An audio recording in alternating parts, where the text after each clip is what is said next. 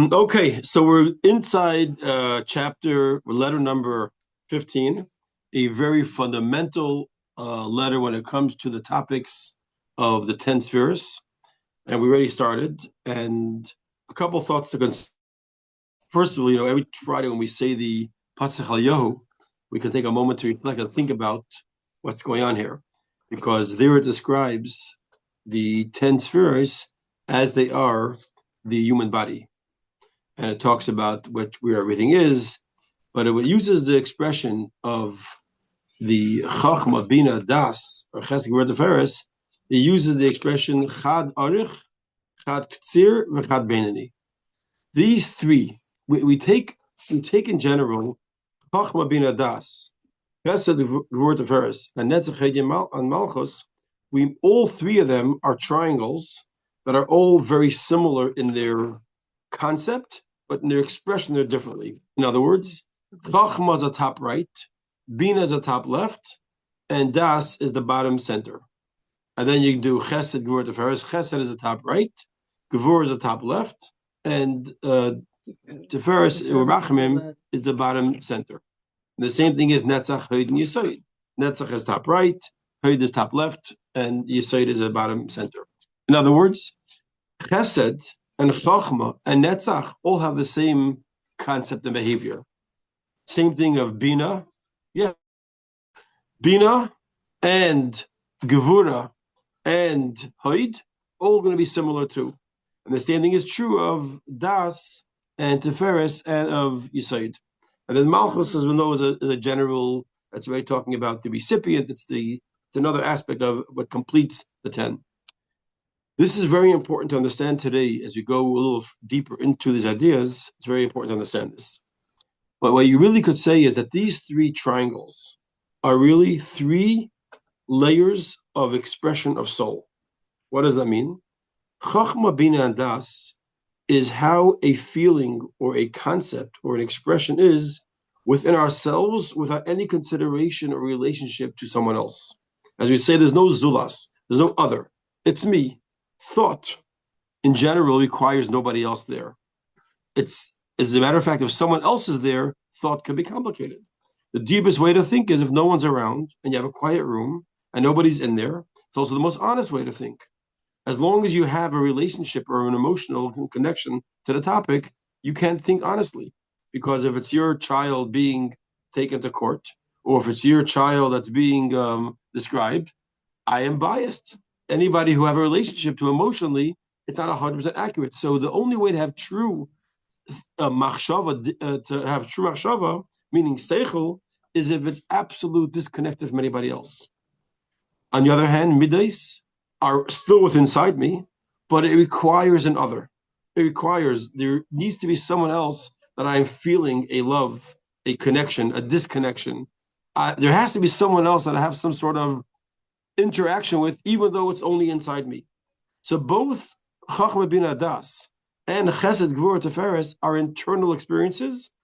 The Seichel one, Chachma, Bina, Das, is only within myself, no other involved. Good morning. And the Midas of Chesed, Gvura, Teferes has other, but only internally. It's not until we get to Netzach, Hod and Yesod that we actually take our machshava, our thoughts, our emotions, and we actually apply it and involve in other. And that could be by saying words to them. That could be acting kindness to them. But the actual action of interacting with other in the mode of chesed or in the mode of gvura doesn't take place until the experience of Netzach and Hod. Netzach and Hod already is involving others. So we could say these three triangles is seichel, is a concept how it's found within me without other. The first three midas of chesed, gvura, and teferes is how I'm including an other, but only internally, not externally.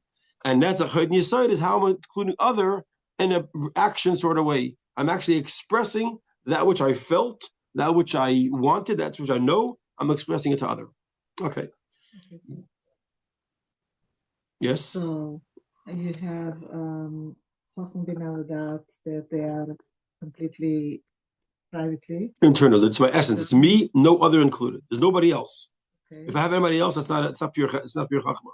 Whenever in my mind I include another, that's not pure chachma. That's why chachma being modified. It's bias. It's not me. It's other. Yeah, Like it's the difference of having a thought or listening to a lecture. no, we're not talking here about machshava and dibur now. We're not going into machshava and doing something else. We're talking now just intellectual idea. Right now, I'm saying as compared one to what Tamar was saying. Right. We'll see soon the difference between the lecture or these things. We'll get to that later. Okay. Now we're talking more this expression of the power of the soul. The soul has 10 powers. Chachma, Bina, Das, Chesed, Gvur, Tiferes, Netzach, Hod, Yesod, and Malchus. So Chachma, Bina, Das are this intellectual or cognitive activity of the soul. That does not include anybody else. Even though it might be that it does a thought that's going to affect somebody, but if it's purely intellectual, it doesn't really include anybody else. It's an intellectual concept. It might be something that leads to me being kind. It probably will lead to me do such a certain behavior. But as long as it's intellectual, there's nobody else included in this. It's just me. But explain to me the Chesed, Gvura, Tiferet. So it does have some people. It has a shaykhs to somebody else without action.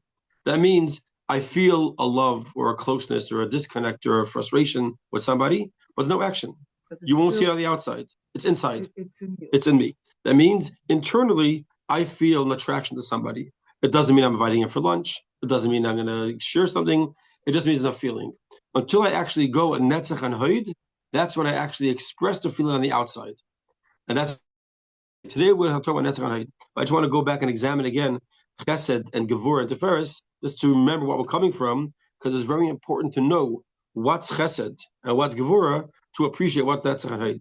Because the same three triangles, meaning it's the same top right, top left, and again, top right is attraction, pulling closer, or if you want to use other words, another aspect of it, Chesed and Chachma are no consideration of the other, a recipient even intellectually, which means when I do Chesed, I don't think, do you need this? I just think I want to give it to you. I don't even need another car seat. I don't need another this, but I have so much Chesed, I just want to give stuff. We said Gevurah does not give you unless you have a right to it.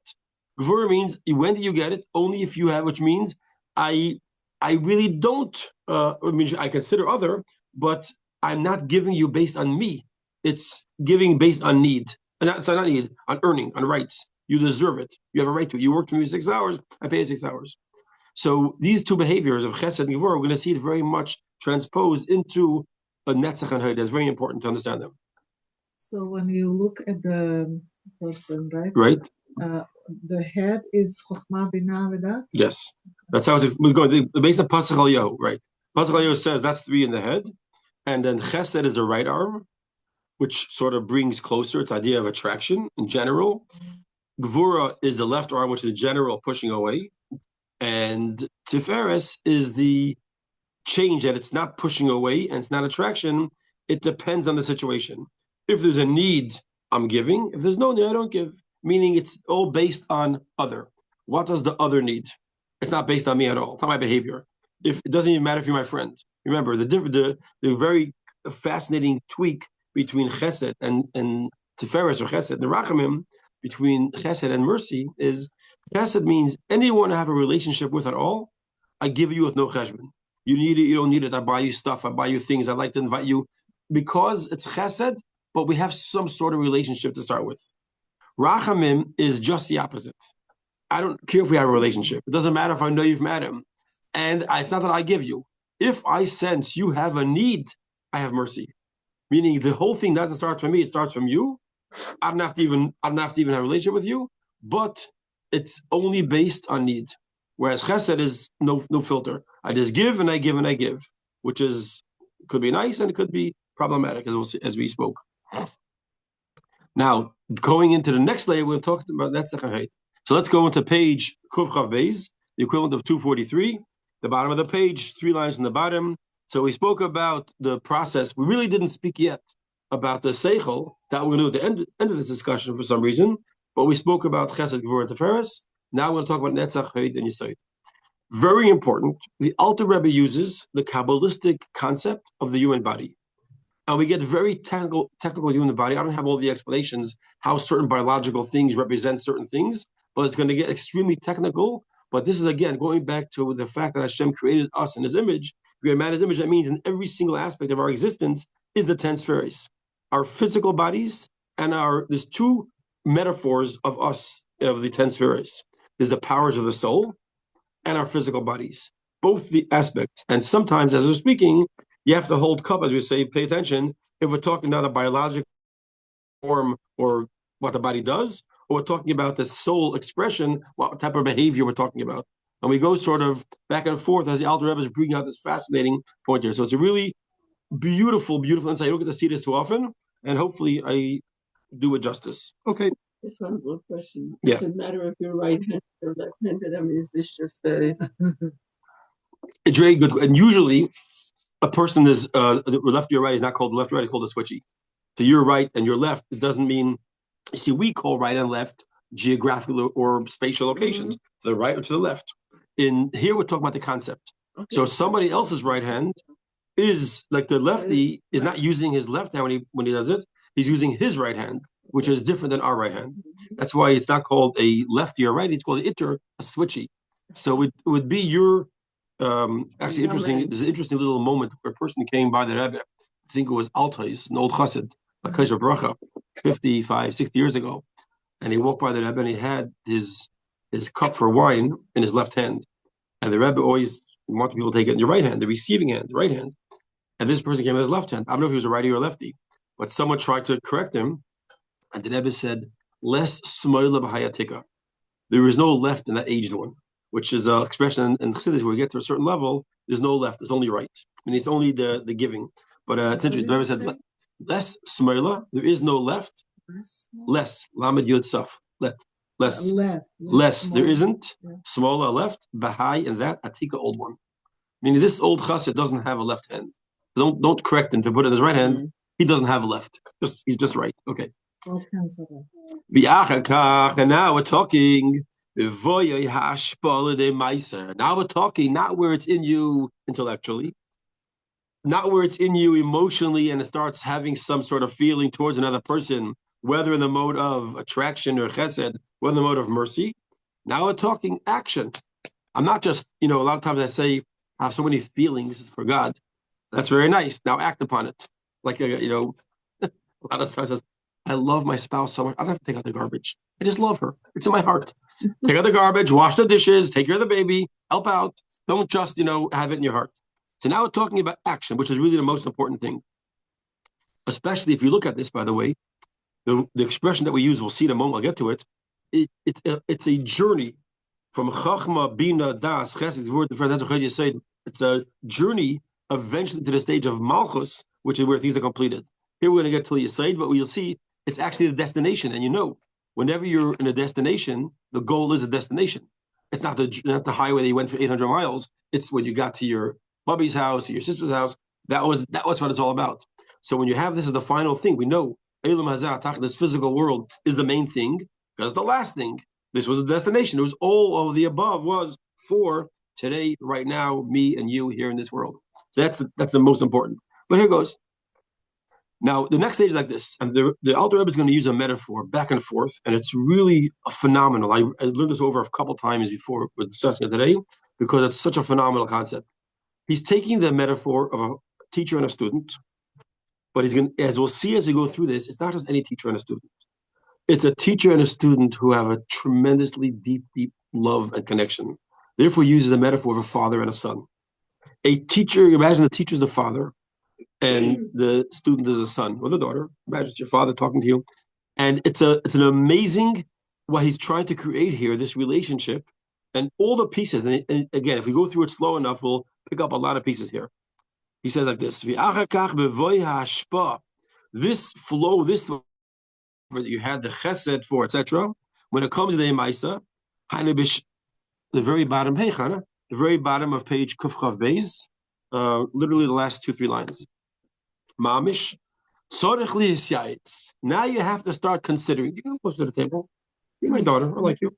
Mamish, tzorich li hisyayitz. You have to start thinking. What do you have to start thinking? Let's say the father is a brilliant man. And it could be the mother too. We're using the metaphor as a father. You'll see there's a reason why he's a father here, because we're getting into the biological nature of a father and creating a child. Imagine a father that wants to teach his sons something spectacular. something so grand and amazing that it's a brilliant concept in the father's head. Now, we know a rule in general. Only a brilliant person could explain something to a child. There's a famous concept by Chaim of Brisker said, as es felt in hasbara, es felt in havana. If you say I can't explain it to you, it means I don't understand what I'm talking about. Because the true genius could explain it to a 5-year-old. There's a famous chassid, Zalman Azov.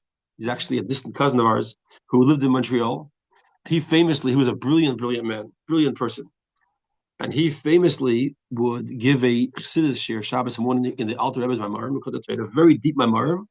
But he started the shir off talking to his 5-year-old son. He would sit Shabbos morning, him, across from his 5-year-old son, and he would teach the mimer on a level that his 5-year-old son should understand it if he's not distracted. And as the years went by, people gathered around, became a big class. But he talked to his child. That means he was able to break down the ideas which we repeat words. When we learn them outdoors, we just repeat a lot of words. Yeah, so it's Atik and Arach and this and Seviv, Mali.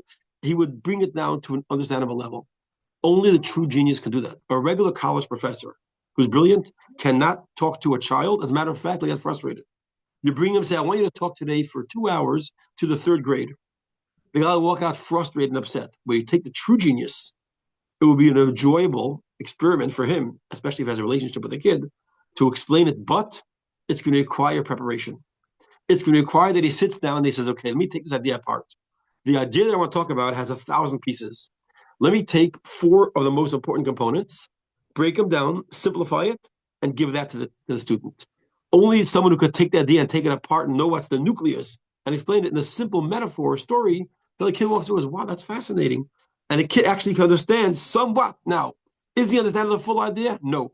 But he's walking away with understanding of the subject. That means the teacher was able to reach his level by taking apart the idea and only bringing a few key pieces down to the child. He's like this. A person that wants to teach a student, as we'll see in a moment, he wants to know, how could I give over this thought that the receiver who's going to receive it could receive hashpah, that he could receive it. So that means Netzach and Hod. We're going to see also one more thing. Netzach and Hod, we're going to explain actually 3 different ideas with the Netzach and Hod. The third one is the one I'm most familiar with, we always talk about. The first 2, we don't usually talk about, because it's talking about Netzach and Hod, how they differ from the first 3. Because you remember, in every explanation of something, we could talk about, when you want to talk about something, what it is, you have to talk how it's different from something. If I want to say, for example, a table, I have to explain what a chair is, and then you can talk about a table. You have to explain the difference of a table and a chair. If I want to talk about furniture, as a furniture is different than a house, then I'm talking about something else. Whenever I want to explain something, I have to explain in contrast to something. Here we're explaining Netzach and Hod and Yesod in contrast to the 2 other departments. The department of how it's within us without other, and how it's within us feeling to other before we express it. In other words, the difference between Chabad is 1 layer, Chagas, is another layer, and then Netzach Hod Yesod, the 3rd layer. We're starting to explain it how these 3 things, or 2 things to start with, differ from the previous discussions of Chesed, Gvur, Tiferes, and Chachma, Bin, and Das. Later, we're going to talk about how they differ Netzach from Hod. Now we're not talking about that. We're not getting into that now. We're talking what are they unique from Chesed and Gvur. So it's like this. Kigoyin, for an example, by last 2 words on the page. You want to go and teach a thought, a idea, a brilliant concept to your son. Now, if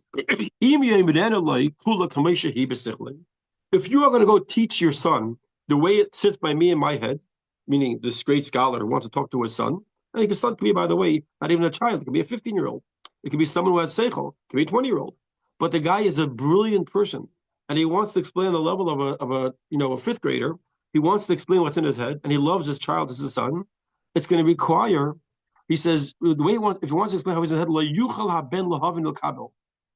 the son will never understand it. If you give it over the way it's sitting by you in your brain, your son will have no idea what you're talking about, because you are so much more brilliant and knowledgeable and sophisticated in your knowledge of the subject that he will have no idea what you're talking about. He'll walk away like, I have no idea.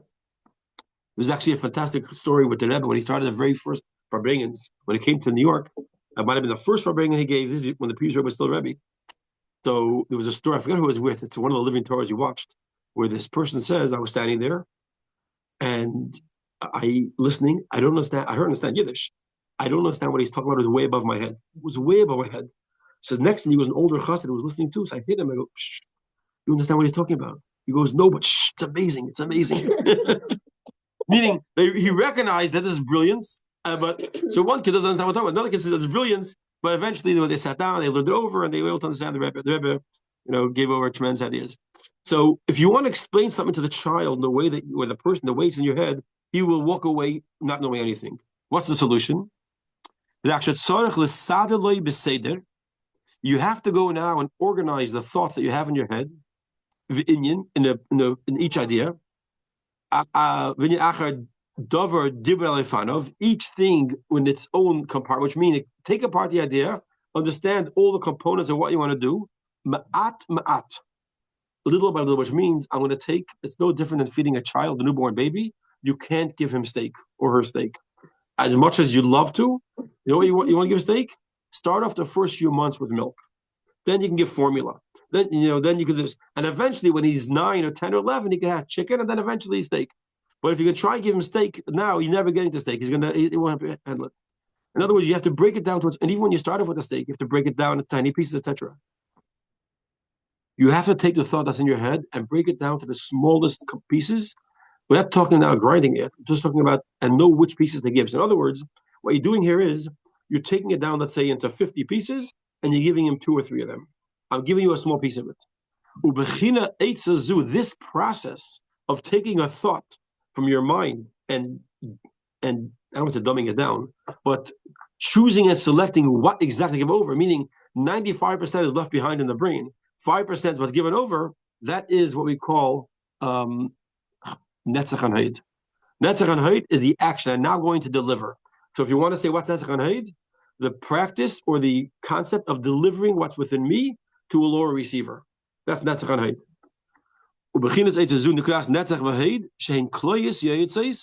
The metaphor we use in Kabbalah and Paschal is the 2 kidneys, the gam bein hamavashlim hazera, and the 2 testicles. I'll use the word bein because it's easier to say bein, but the 2 bein that go and cook the seed. What does that mean? The word cook we always associate with heat and fire. That's not necessarily true. The word cook means to prepare that is edible, prepare that I can enjoy it. In other words, when someone takes food and they cook it for you, sometimes the process of cooking in certain is heat, sometimes it's pickling, sometimes it's adding salt to it. So bishul means I'm preparing it to be received. The way to understand is how the seed comes from a father to a child is a fascinating concept. First of all, let's take a step back. When a parent creates a child, and we're focusing now on the father's side, not the mother's side, the seed that he gives over is not just physical, it's spiritual too. And I don't mean spiritual here like angels and holiness. I mean, even for a Gentile, it's spiritual, because the spirituality here is the emotions that are included in that seed. It's the character, behaviors, nuances, maybe certain anxieties. There are all different behaviors. You might call it chemistry if you want, but it's a tendency and nature of the father that's given over. The spiritual part of the father, the part that you can't see on the the height and the width and the color of the eyes and the etc. Where does that come from? When the child is being created, the first and earlier stage is in the brain of the father. In the brain of the father, there is no physical dimension to it. There's no actual substance. It's an idea. It's a spiritual concept. And this travels down from the brain, through the spine, through the entire body, and comes eventually to the area where they're cooked, the Trei Bein. They are sort of prepared, and by the time it gets to that place, it becomes actual physical substance. There's actually something that's there that's going to be transmitted over to create a child. That thing has within it 2 parts. But the way you see it in its form, how it's going to be delivered to create a child, is nothing at all like it was in the brain of the father. At the same time, it's exactly as it was in the brain of the father. Every single characteristic and part of the father is included in that. In the DNA, and we're talking now, just to get an idea, the DNA, we're talking about that tiny little seed, the actual sperm that creates the child. It has contained within it every single thing that came from the father, but it's all in a physical form now. So this idea is what we're talking about, Netzach and Hod. Netzach and Hod is not the delivery, we'll talk about that soon. We'll talk about the creation. So if you want to create a child, or the metaphor we use, you want to give over an idea, the first thing is you have to distill it and get it to a place that it could be received and be transmitted. The process of creating seed, that's what he says here. Let's see it inside here again. We'll go back one line. V'gam, let me take one more point. That would be very helpful to this. Very helpful point. In general, in everything in the world, there's 3 stages. It's called light, gashmi, and ice. We use the metaphor, for example, of rain. Rain is called gashmi. It could be also geshem, rain. It's called light, rain, ice. What's light, rain, ice?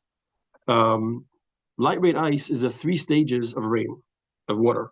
When it comes down from Hashem, and Hashem gives it off, it's not yet physical. It's a spiritual light. And that is the highest form of rain as it starts. Then Hashem turns that into a very non-substance substance that's called water. And that water, why is water not a substance? You say, what's the shape of water? Depends on the glass it's sitting in. Water doesn't have a shape. It flows, it goes, it spreads, it evaporates. Water is considered very close to spirituality. We spoke about it a while ago. So the oil, which starts off as light, is transformed into geshem, rain, comes down here and becomes water. When does it become a physical substance that has a shape? When it turns to ice. When it turns to ice, now you can say it's gashmi. I can hold it in my hand. It's square ice, it's round ice, ice cubes, icicles. You can't say on water that it's a round water, square water. So this concept, and also the process of the creation of a child, it starts off as air. It starts off as a light in the mind, that spiritual concept. It comes down and it starts getting some character. And not until it becomes a drop, when it becomes something, does it become now a stage of water. When does it called kerach? When it becomes the final stage is when it becomes in the mother's womb and it starts forming into an actual child. And you can say, this is the lungs, this is the heart, this is the eyes, this is the nose. So the 3 stages, in the father, you only have 2 stages. You have the light and the gashmi, the substance, but not yet a form. The form doesn't happen until the mother. That's an idea that's explained in Chassidus. The technical term is called Amar, Eish Mayim Rekia, Aleph Mem Reish. Well, it's easier to understand it as light, water, and ice. That's the process of, and everything comes that way. Everything you have in the world starts off in that process, how Hashem gives it to us. So now, we understand this concept. Let's go back to the beginning of this line. V'gam, today, sorry, I skipped the line here. It's the kidneys that give advice. In Chassidus in general, we always talk about the kidneys as the advice. Some places talk about it because like a gut feeling in its ideas, but there's also a concept that I have not heard from anyone, any good explanations, connection between its kidneys, and advice. Though I did hear from someone that there's a certain gland above the kidneys that have a certain the fight or flight mechanism that comes into you from your brain comes through there. So there is some sort of guidance, and the whole idea we talk about here is Netzach and Hod. Netzach is to run, Hod is to stop. I mean, idea of to run and stop. So there's some sort of biological connection, but that's out of my area. I'm not going to try and go there. I don't know biology. I don't know Chassidus either, but I'm biology for now. Okay. So that being said, so we're talking now here how the process of this seed is created, coming down through the process, the body, finally into the trei bay and the 2 testicles. Hamavashlim hazera, that cook or prepare the seed. Shiatipa hanimsheches mehamoyach. This is the drop that started off in the father's brain. So it's not like the Arabs. I once looked this up. We did this in the very beginning of Tanya. I tried to do a lot of research to understand this idea. I saw the Muslims have a belief that there's a seed that actually slides down the spine, because it's not just a Jewish, in Kabbalah, it's brought down, so people copy our ideas, but it doesn't mean a physical thing. It's like, one way to describe it is a physical excitement and emotion that that comes before physical relations, that it starts off in an intellectual, emotional process till it comes into a physical expression. But different ways to understand it. Depends which class you go to, how their person explains it. So, now going back to the Rebbe goes back and forth. Going back now to the father teaching his son. This means we're talking about the brilliant concept which is found in the father, the / teacher's mind. And that brilliant thought that's found in the father's mind that he wants to teach his child, it's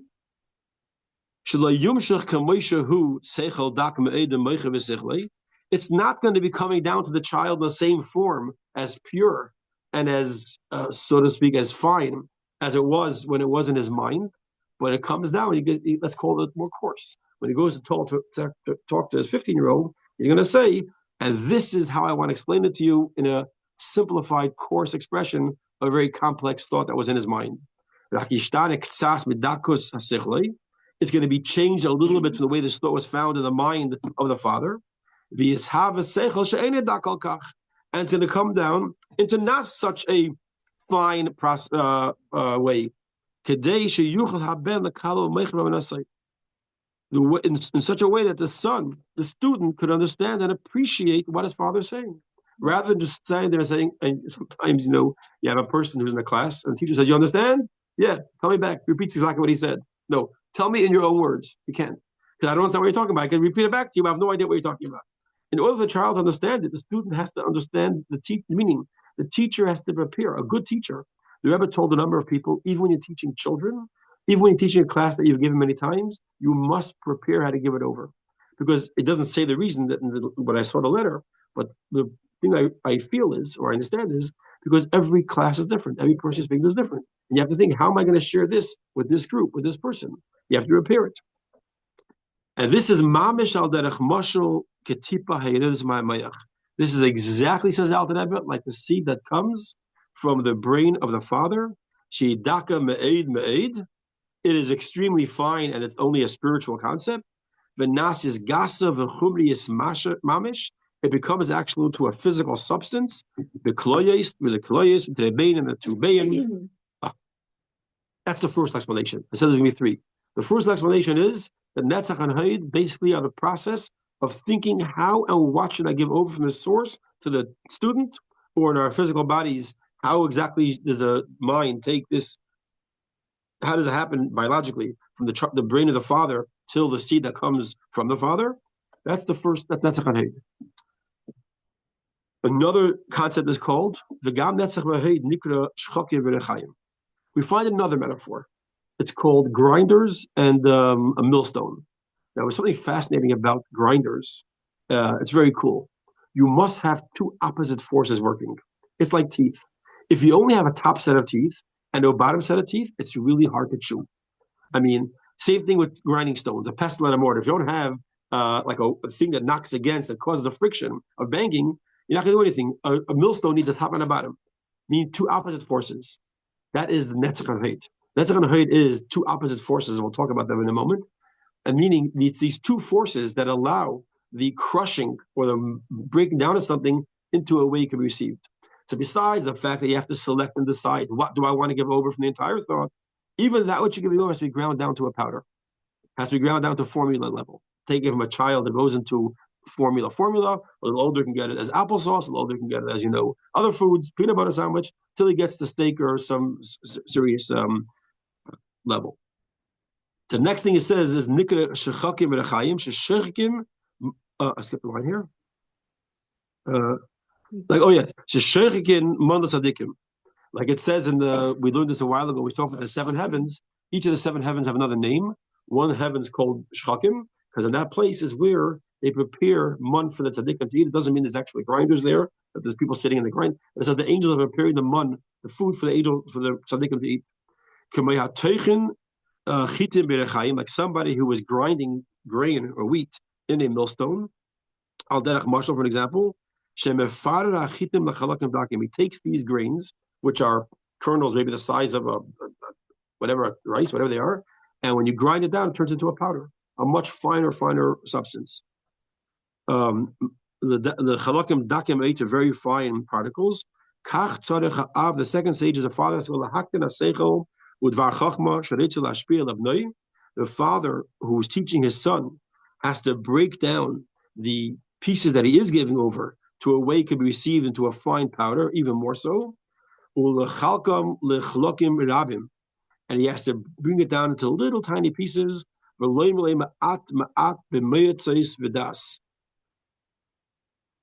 he brings it down in a way that can be received in the most fine sort of way. So the next thing he does is that which he does give over is broken down even more. Again, all of this is for one purpose. Until now, in Seichel, it was inside of me. My middays of Chesed Word Tiferes was inside of me. Now I want to transmit it. I have to do it in a way you can receive it. If I'm filling up a paper cup, I can't use a fire hose. If I'm filling up a bathtub, I can use a garden hose. I'm filling up a swimming pool, I can use a fire hose. Meaning, based on how, so if I'm filling up a tiny beaker, meaning you have to consider the recipient, before, even though you want to give from the source, but you cannot give from the source without filtering out either in volume or in quantity or in quality, depending on what the limitations are, what you're giving over. And the next thing is like this. The third aspect is now not so much what is the difference between Netzach, Hod and Yesod, as we'll get to in a moment, to the previous levels, but between Netzach and Hod itself, there's a difference. Remember, Chesed and Gevurah. Chesed's nature is to give. Gevurah's nature is to hold back. We're going to see now and understand where you see these two behaviors in Netzach and Hod. Netzach and Hod are very different. In general, we say Netzach is resilience, the ability to overcome and move forward, and Yesod and Hod is submission, holding back. Or, as I heard from many people like to give this talk, like Chase Taub style, the gas and the brake. The right foot is the gas, left foot the brake. Netzach is go forward, Hod is stop. So it's the idea of expressing self, holding back, in two different ways, resilience versus submission. And those are the two reasons why we act in general. In life, if anyone acts in their business, in their home, as a spouse, as an employee, you're either being resilient and going against meaning against the forces against you, or you're submitting and doing what they want you to do. I'm going to do what I want, do what you want. Meaning it's all about me, or it's all about you. Chesed, all me. Sorry?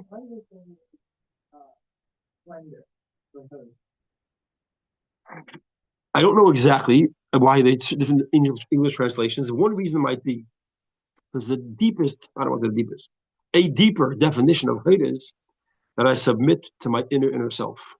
It's not talking about submitting to anyone outside me. It means I submit to the deepest part of me, and I'm no longer acting as me. I'm acting as myself. And I'm not acting as me with my flaws and my desires and my things. I'm acting as I should based on my true identity. And maybe that's why it's called splendor, because that's when you see the true beauty of the person. Not when I'm being resilient and trying to act upon my own things, but I'm submitting to the forces inside of me, the good forces, meaning on the higher level. It means my nefesh elikis. And therefore, you might, again, I don't know, but it might be the reason. But it's one of those things, I don't know why certain translations are given. In general, when we say like wisdom, understanding, I don't understand English what the difference are. Hebrew, I understand what chachma and bin adas is, so many layers. But when they use English words, sometimes it throws us off. But I don't know if it's not correct. I just don't know what it means. Okay. We have a few more minutes. Let's try and get to the next piece here. The Gam B'chlal B'chinas, a third aspect of Netzach and Hod. The Gam B'chlal B'chinas Netzach. In the world of Netzach, besides that it grinds things up and selects things and appears to give it over,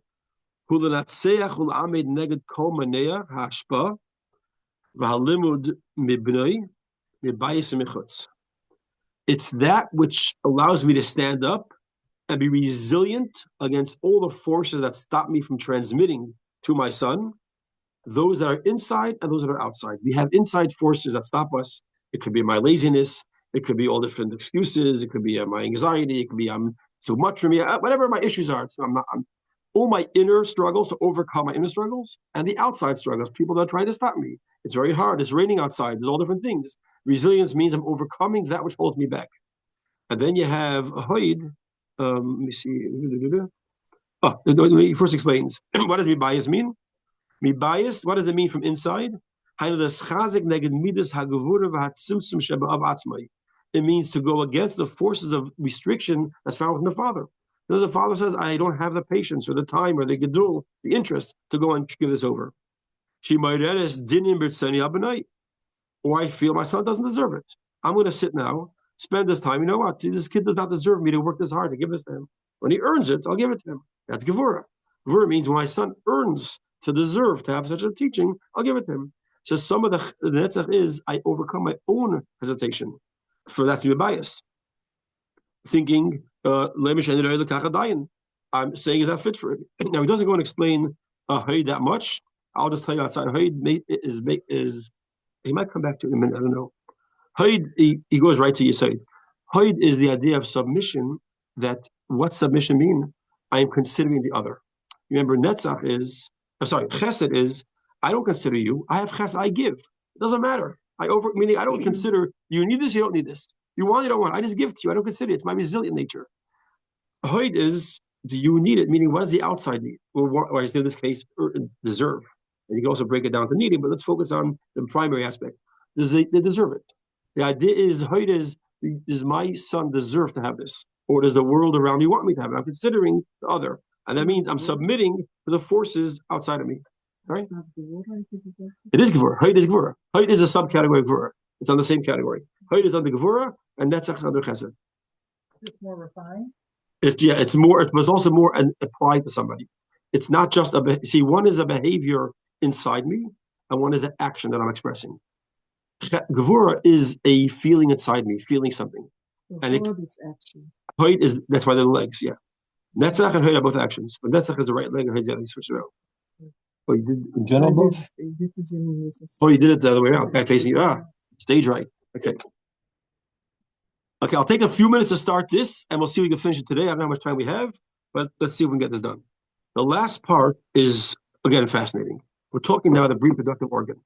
Yesod is called the end of the body. Not the end, the toes are the end. Why is it called the end? Because why is the reproductive organ of the male? Why is that called the end? Because that's where all of the story we're working on ends out. What's the final project of this seichel from your brain to your heart thing is to create the actual, again, in creating a child, it would be the actual act of intimacy. In teaching a class, we'll be actually sitting across from the student and teaching him. In tzedakah, it would be the actual act of giving the tzedakah. It's the final stage of intellect, emotion, now finally happening. You could do it without Yesod too. You see, Yesod could happen without, meaning, technically speaking, a lot of mitzvahs don't have to have Yesod. What's Yesod really mean? It gets into the technical understanding of what is intimacy between a man and a woman. I'm using the word intimacy just as a cleaner word. What is intimacy between a man and a woman? It means the absolute connection that takes place. It's not just a physical connection. It means I am present 100%. Everything else is put aside, and every single part of me is focused on this moment. True reproduction or intimacy with a man and a woman, if it's not taken in a coarse, meaningless way, which is what the world likes to focus on, but if it's taken in the true way, it's the moment where I'm completely there to the point. What's the litmus test? I sense your need more than mine. Meaning, the way the Alter Rebbe describes it, we'll see, I sense more the need of the child wanting to learn than me wanting to teach him.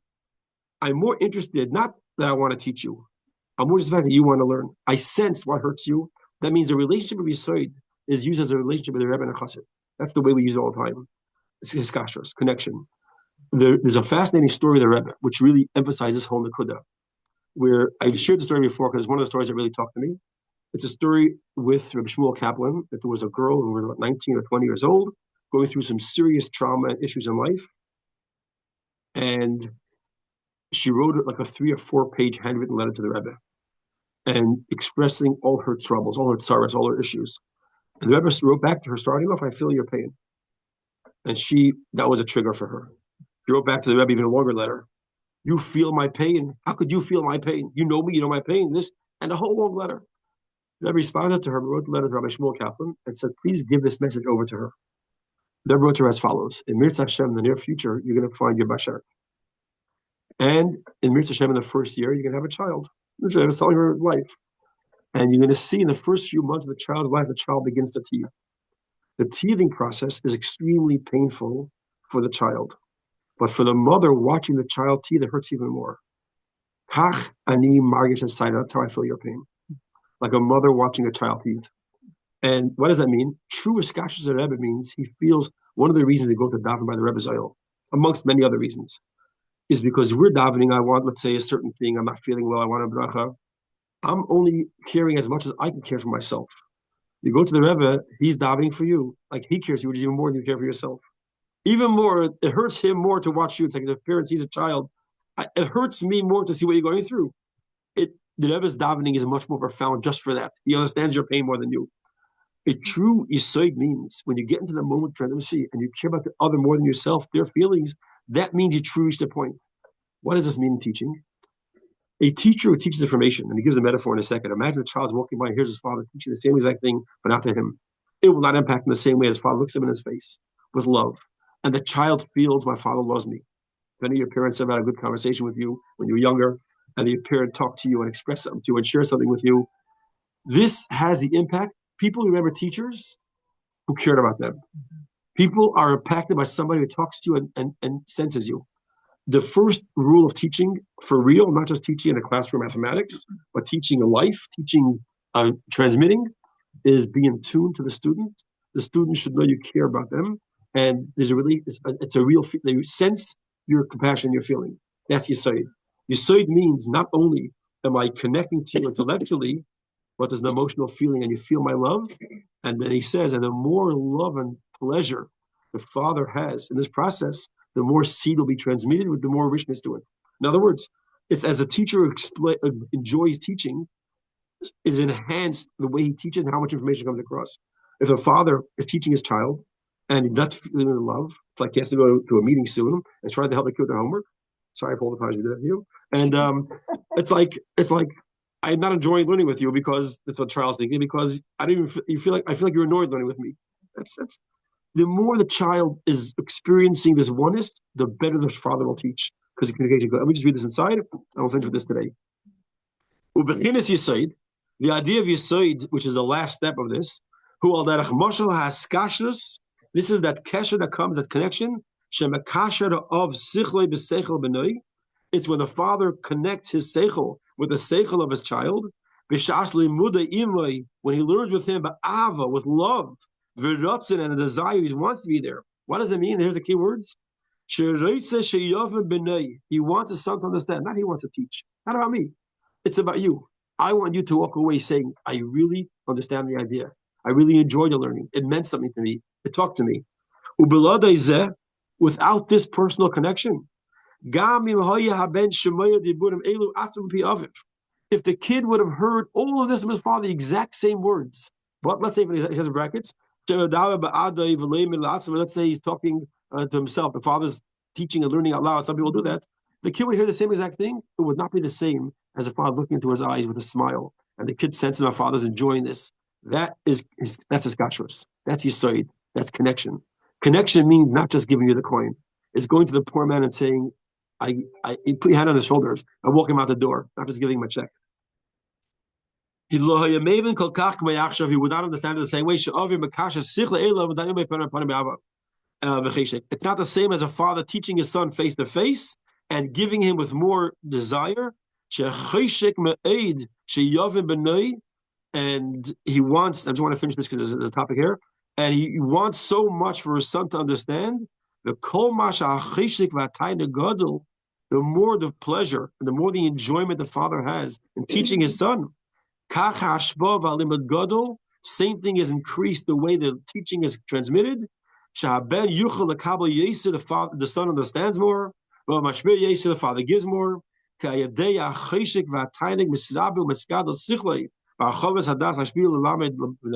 With the more pleasure and the more enjoyment the father has teaching his son, the more it's transmitted. For an example, in physical state, in the active industry, the husband and wife, the more seed. Why is more seed given over in a much bigger and grander way? The more pleasure that the husband has, and this draws down a much greater resource from the brain, meaning an ability to transmit much more. And that's why we use the metaphor of intimacy between husband and wife, because it's exactly the same. Based on how much enjoyment you're having is how much seed is transmitted. Again, how it works biologically, I don't know. And the same thing is, he said, when a parent teaches a child, or a teacher teaches with love and enjoyment, you can't compare how it's transmitted. This concludes this explanation here. And now we're going to go into the next stage, Rich Hashem, next Wednesday. Hashem should bless us all. We're coming up to Chaf Shvat, the Rebbetzin's birth yard site. And anyone had a love and a connection to all the Chassidim was the Rebbetzin. Famously, when she was asked by a little child who came to her house, I think the girls have a song and about this, and they say, "Where are your children?" They came to the house, no kids. And my children are at 770. Those are my kids. It's her love. She had such a closeness to the Chassidim.